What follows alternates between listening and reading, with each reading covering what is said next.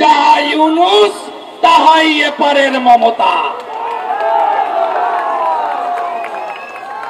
31 তারিখে জনাব ফিরহাদ হাকিম এখানে সভা করে ওয়াকফের বিরুদ্ধে, অ্যামেন্ডমেন্ট বিলের বিরুদ্ধে আওয়াজ তুলেছেন।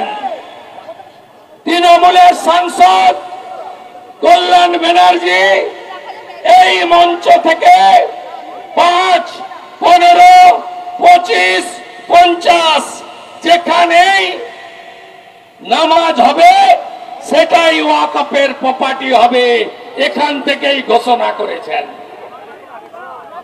তার জন্য অনুমতি লাগেনি, পুলিশের পারমিশন লাগেনি, হাইকোর্টে যেতে হয়নি।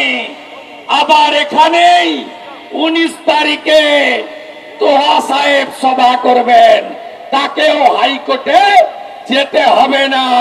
যাহাই ইউনূস তাহাই মমতা। ভাবছেন ওপারে তো হচ্ছে আমার কি? ফালাকাটায় মণ্ডপে ঢুকে পড়ল, শঙ্করধ্বনি বন্ধ, উলুধ্বনি বন্ধ, ঢাক বাজানো বন্ধ, কাসর বন্ধ। গার্ডেন নিচে ঢুকে পড়ল, চণ্ডীপাঠ বন্ধ, স্তোত্র বন্ধ, গায়ত্রী বন্ধ, মন্ত্রপাঠ বন্ধ।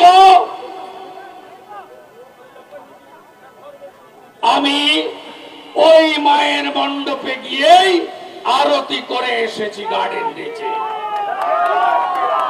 যে ভাষায় কথা বললে সন্তুষ্ট হয় ওই ভাষাতে উত্তর দিয়ে এসেছি গার্ডেন নিচের মাটিতে দাঁড়িয়ে।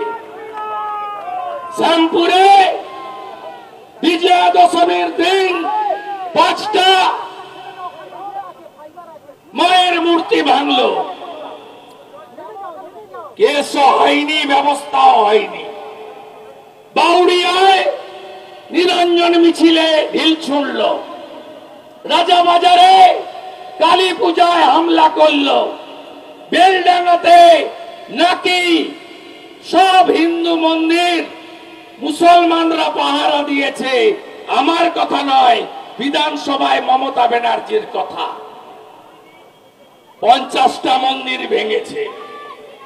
আইসি জামাল মন্দির সারাতে ব্যস্ত। 200 দোকান লুট হয়েছে, 500 বাড়িতে হামলা করেছে।